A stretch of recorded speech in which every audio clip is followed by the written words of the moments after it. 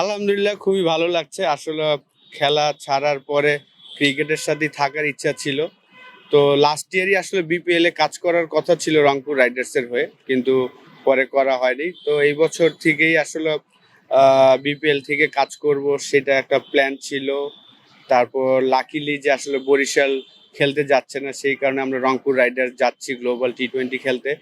সেখানে আমাদের head coach Mickey art আছেন এবং এই টুর্নামেন্টে অ্যাজ এ অ্যাসিস্ট্যান্ট কোচ হিসাবে যাচ্ছি। তো ভালো লাগছে ডেফিনেটলি। আসলে আমার ইন্টারন্যাশনাল ক্রিকেট খেলার 12 বছরের একটা এক্সপিরিয়েন্স এবং ফার্স্ট ক্লাস ক্রিকেটে অলমোস্ট 23-24 বছর খেলেছি। তো অবশ্যই আমি যদিও এটা আমার first assignment as a coach হিসাবে, কিন্তু আমার যে এক্সপিরিয়েন্স, খেলার এক্সপিরিয়েন্স, দেখার এক্সপিরিয়েন্স, অবশ্যই আমি মনে করি যে আমি হেল্প করতে পারবো আমাদের টিমের সব প্লেয়ারদের, এলিট প্লেয়ার যারা আছেন। এবং যদিও আমি লাস্ট 1-1.5 মাস ধরে একাডেমিতেও কাজ করছি, বাচ্চাদের নিয়েও কাজ করছি। তো এটা আমার স্টার্ট, আমি শিখার চেষ্টা করছি। আমি আশা করব যে মিকি আর আমাদের হেড কোচ, তার সাথে থেকে আমি অনেক কিছু হয়তো শিখতে পারবো। অবশ্যই আমি আমার এক্সপিরিয়েন্সটা তো শেয়ার করব, খেলার এক্সপিরিয়েন্স, দেখার এক্সপিরিয়েন্স। সেটা তো আমি আশা করি প্লেয়াররা উপকৃত হতে পারে। না, আমি যেহেতু একাডেমি প্র্যাকটিসগুলোতে প্র্যাকটিস করানোর পরে আমি আমার ব্যাটিং প্র্যাকটিস করি, এনজয় করি আমি এখনো। তো কিন্তু যেহেতু আসলে আমার কাজ শেষ করার পরে আমি চেষ্টা করি স্টিল আমি ব্যাটিং, ফিল্ডিং এইগুলো করার চেষ্টা করি, ফিটনেস ধরে রাখার চেষ্টা করি। যেহেতু আমি তাদের করাচ্ছি এবং ওই জিনিসটা যদি আমিও করতে পারি তাহলে হয়তো আরো গ্রহণযোগ্যতাটা বাড়বে। এটা মনে করে এখন আমি ব্যাটিং, ফিল্ডিং, বোলিং করে থাকি। ডেফিনেটলি ইজি হবে না, টাফ হবে।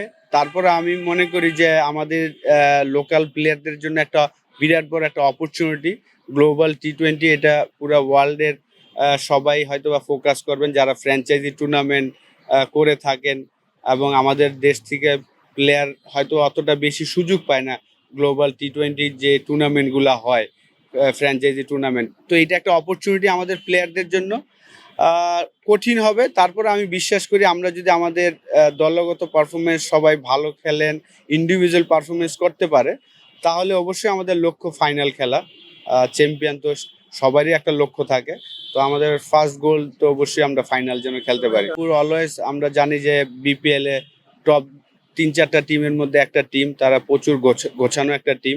তো এই টিমের পার্ট হতে পেরে ভালো লাগছে। সোফার ডে ওয়ানে অসাধারণ প্র্যাকটিস সেশন হয়েছে। আমি মনে করি যে সবাই এনাফ প্র্যাকটিস করতে পেরেছেন, ব্যাটসম্যানরা ব্যাটিং করতে পেরেছেন, বলাররা বোলিং করেছেন, ফিল্ডারও। তো আমার মনে হয় যে আরো 3টা দিন সময় আছে, যাওয়ার আগে আমরা একটা প্র্যাকটিস ম্যাচ হয়তো বা খেলবো। তারপর ওয়েস্ট ইন্ডিজে যে আরো 4টা দিন সময় পাবো প্র্যাকটিসের। পুরো টিম তখন আমরা পাবো, ফরেন প্লেয়াররাও তখন আসবে একসাথে।